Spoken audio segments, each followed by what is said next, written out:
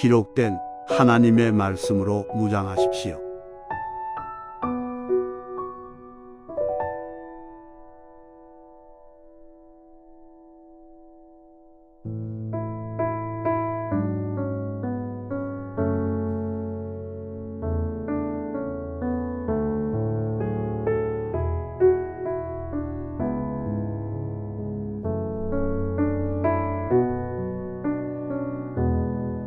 인간은 타락으로 인해 스스로 하나님과 그분의 일을 알 수 없게 되었습니다.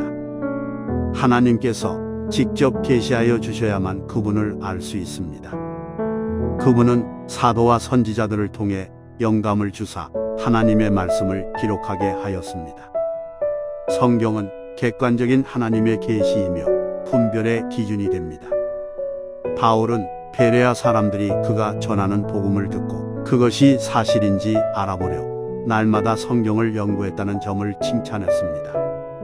아무리 그럴싸한 말을 해도, 초자연적인 기적을 보여준다 해도 기록된 하나님의 말씀에서 벗어난다면 그것은 가짜입니다.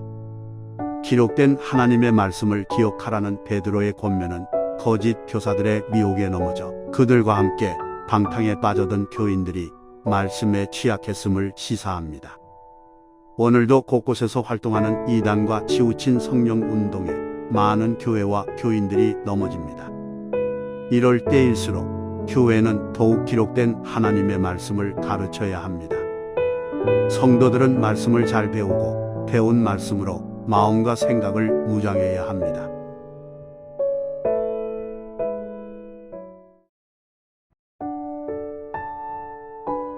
보지 않고 믿는 자는 복됩니다.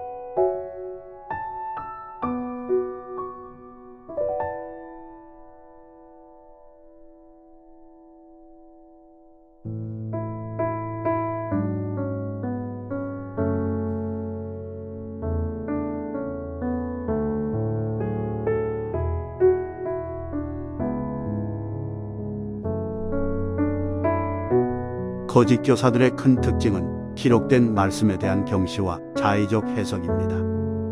이 편지의 수신자들에게 접근했던 거짓 교사들은 그리스도의 재림을 부인했습니다.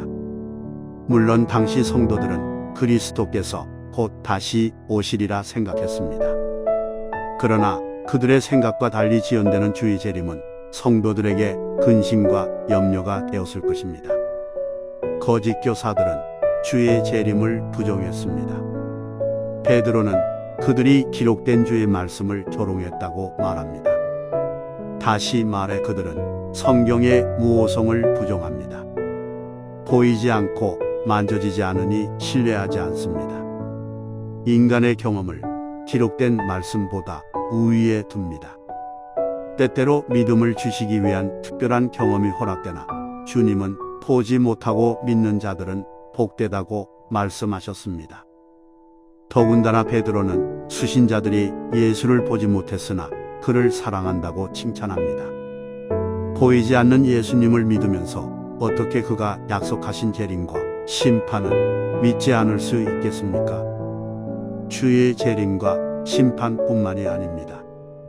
치유와 같은 초자연적인 성령의 역사 또한 주님께서 약속하셨음이 성경에 기록되어 있습니다. 경험해야만 믿는 것은 믿음이 아닙니다. 보지 못하나 믿는 것, 기록된 말씀이기 때문에 믿는 것이 성경적 믿음입니다.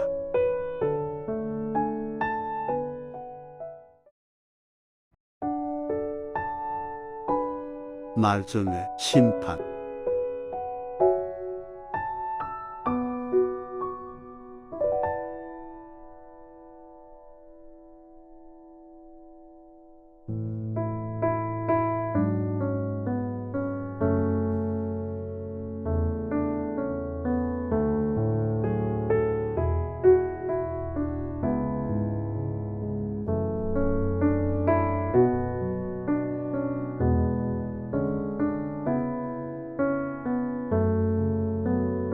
거짓 교사들은 하나님의 말씀을 경외하지 않습니다. 만물이 처음 창조될 때와 같이 그냥 있다 하니 그들은 하나님은 세상을 창조만 하셨지 그것을 보존하고 주관하시지 않는 무관심한 분으로 가르칩니다. 히브리서 기자는 하나님의 말씀이 만물을 붙들고 있다고 말합니다. 피조 세상의 모든 질서와 생명이 하나님의 말씀으로 보존되며 유지되고 있습니다. 만약 만물을 붙드는 하나님의 말씀이 그 손을 놓는다면 이 세상은 어떻게 될까요? 베드로는 창조의 과정을 물과 연관지어 이야기합니다. 하나님의 말씀으로 하늘 위의 물과 아래의 물로 나뉘었고 아래의 물이 한 곳으로 모이면서 묻이 드러났습니다. 하나님의 말씀은 물을 나눈 것뿐만 아니라 그 물이 그 위치에 있도록 능력으로 붙들고 있는 것입니다. 물을 붙잡고 있던 하나님의 말씀이 그것을 놓아버린다면 무슨 일이 일어나겠습니까? 베드로는 만물을 창조하고 보존하는 하나님의 말씀이 그 손을 놓아버림으로써 노아 시대 사람들이 심판을 받았다고 말하고 있습니다. 하나님의 말씀에 반역한 자들에 대해 하나님은 말씀으로 심판하십니다. 홍수 심판 이후 노아를 통해 새롭게 시작된 인류의 역사 이래로 세상은 창조 때 역사하신 하나님의 말씀으로 보존 유지되고 있습니다. 하나님은 경건한 자들을 당신의 말씀으로 지키실 것이나 말씀을 어기는 불경건한 자들은 그 말씀에 손을 놓으심으로 심판하실 것입니다. 그 심판은 물이 아닌 불의 심판이 될 것입니다.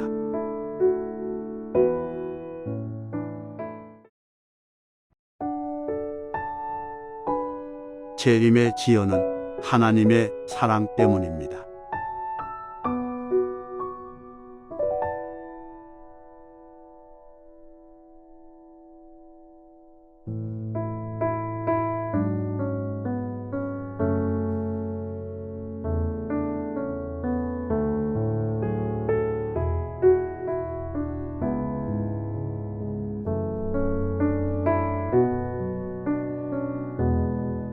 초대교회의 일부 성도들이 재림의 지연에 근심하고 거짓 교사들이 재림과 종말을 부정한 이유 중 하나는 하나님의 시간 개념을 이해하지 못했기 때문입니다. 베드로는 하나님의 시간 개념은 물리적 개념과는 다르다고 말합니다. 곧 오시겠다는 주님의 말씀에서의 곧이라는 시간이 우리에겐 하루일 수도 있지만 동시에 천년이 될 수도 있습니다. 그보다 더 중요한 것은 우리의 생각과 달리 주님의 재림이 늦어지는 이유입니다. 사실 하나님은 태초 전부터 재림의 시간을 정해두셨기에 지연이라는 표현은 적절하지 않습니다. 그러나 우리에게 지연되는 것으로 보이는 그 시간은 택함받은 모든 자녀들이 회개하고 돌아오기에 충분한 시간입니다. 하나님은 악인이라도 그가 회개하고 구원에 이르기를 원하십니다. 재림의 지연은 하나님의 사랑 때문입니다. 주님의 재림이 지연되는 지금 이 시간은 모든 사람들이 하나님께 돌이킬 시간입니다. 주님의 심판대에서 정죄받은 죄인들이 왜 나에게 회개할 기회를 주시지 않았냐고 항변할 수 있을까요? 절대 그럴 수 없습니다. 이미 우리에겐 회개하기에 충분한 시간과 기회가 주어졌습니다. 더 많은 시간과 기회가 필요하지 않습니다.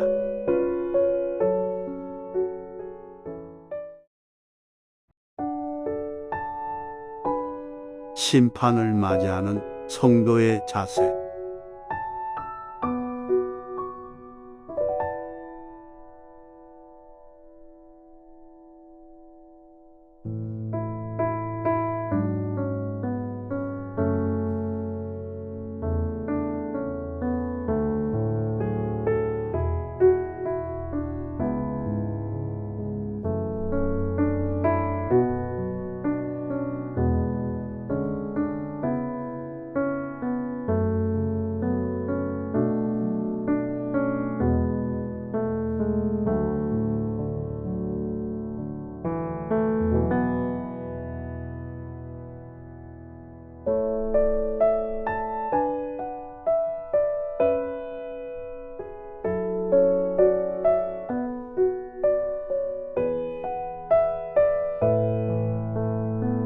성경은 하나님의 심판이 도둑처럼 예상치 못한 때와 방식으로 올 것이라고 말합니다.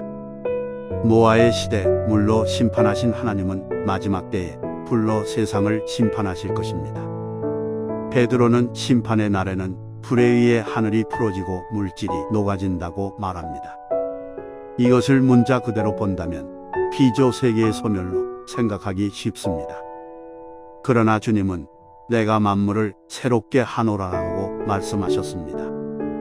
그때에 일어나는 물리적 현상이 어떠한지 아직 우리는 분명히 알 수 없으나 분명한 것은 심판 후에는 하나님의 창조 세상이 소멸되는 게 아니라 새롭게 완성된다는 점입니다. 중요한 것은 심판 때의 물리적 현상보다 땅과 그 중에 있는 모든 일들이 드러난다는 점입니다. 히브리서 기자는 우리의 결산을 받으실 이의 눈앞에 만물이 벌거벗은 것 같이 드러날 것이라고 말합니다. 베드로는 거짓 교사들이 부정하지만 반드시 일어날 재림과 심판에 대해 말한 후 성도들에게 어떠한 사람이 되어야 하느냐고 묻습니다. 참된 성도는 재림과 심판을 바라보며 늘 자신의 행실을 살피는 자, 즉 종말론적 신앙을 가진 사람입니다. 성도는 거룩한 행실과 경건을 지키며 동시에 하나님의 날을 사모해야 합니다. 믿지 않는 자, 악행한 자들에게 주의 날은 절망의 날이지만 성도에겐 그토록 바라던 하나님의 의가 있는 새 하늘과 새 땅을 맞이할 것입니다.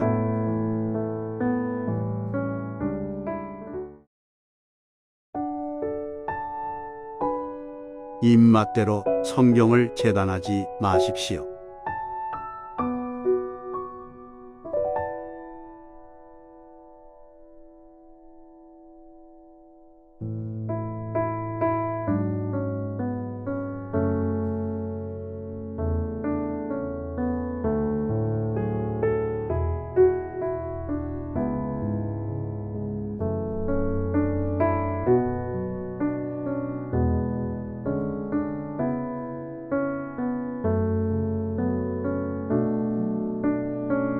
한 신실한 대학 교수님이 연구차 외국에 머물면서 성경 공부 모임에 참석하게 되었습니다.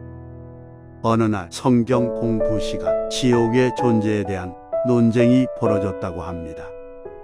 지옥이 없다고 주장한 사람에게 그 교수님은 성경이 명백히 지옥을 말하고 있지 않냐고 따졌습니다. 그러자 그는 하나님은 사랑이시니 지옥을 만들었을 리가 없다. 지옥이 있다 해도 그곳은 텅텅 비어 있을 것이라 답했다고 합니다.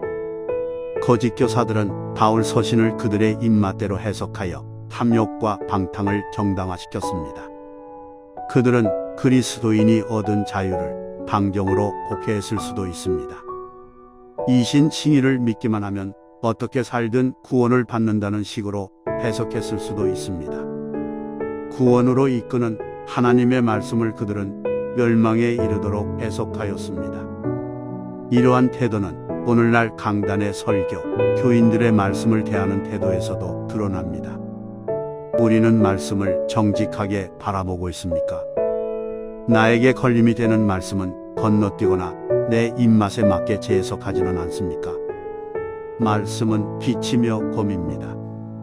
말씀으로 나를 재단해야지 내가 말씀을 재단한다면 스스로 멸망에 이르는 거짓 교사와 다를 바가 없습니다. 입맛대로 하나님의 말씀을 재단하지 마십시오.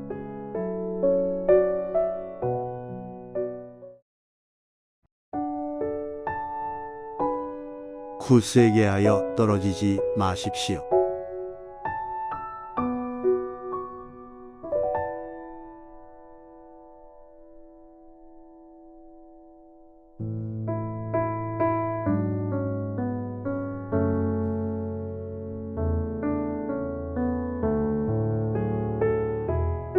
베드로는 두 번째 편지를 통해 성도들에게 교회 안에 들어온 거짓 교사들의 정체를 폭로했습니다.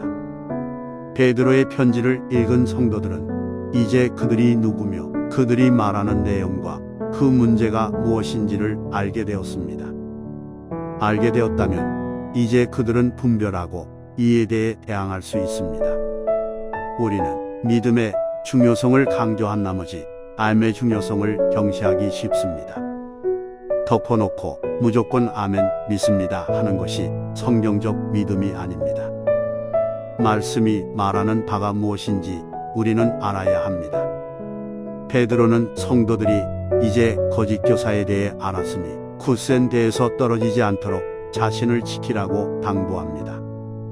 우리는 당연히 이단의 미혹에 넘어가지 않을 것이라 자신합니다. 그러나 얼마나 열심인 교인들, 심지어 목회자들까지도 이단의 미혹에 넘어갔습니까? 사탄의 계략은 교묘하며 철저합니다. 굳세게 지키지 않으면 넘어갑니다.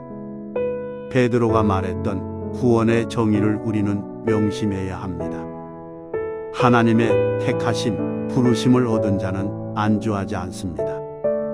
그는 끝까지 견디고 싸워 이겨 하나님의 택하심과 부르심을 굳세게 합니다. 여러분의 신앙에 녹이 슬지 않도록, 줄이 풀어지지 않도록 살피십시오.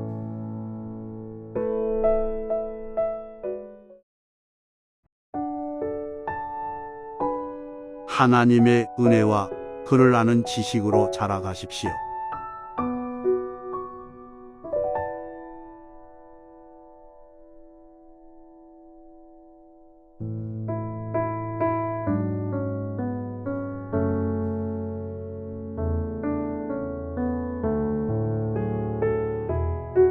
하나님의 택하심과 부르심을 굳세게 하라는 권면은 지금의 신앙 상태를 유지하라는 의미가 아닙니다.